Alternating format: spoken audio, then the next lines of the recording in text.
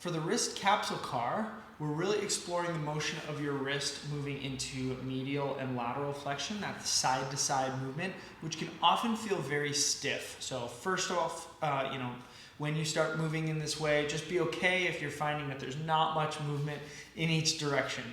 But this is the key motion to open up all the other movements of your wrist. So it's a great one to focus on, and it's also an easy one to pepper in throughout your day.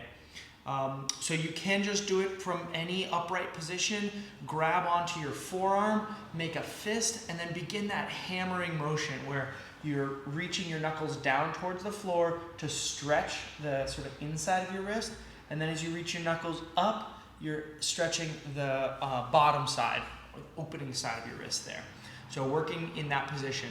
Some variables you might play with are the shape of your hand. So you could open your fingers up.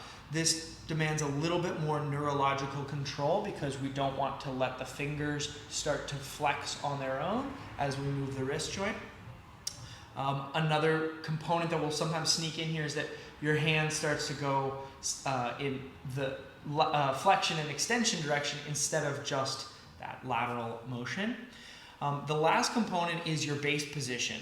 So if you have trouble feeling that motion without your forearm moving, great option to place your forearm right on your thigh and then pick the hand position of choice and move back and forth.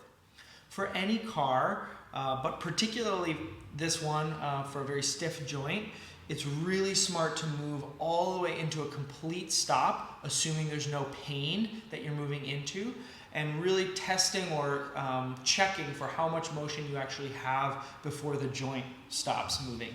You want to train within that entire range for these CAR reps. Go ahead and repeat for the indicated sets and reps, and let us know questions.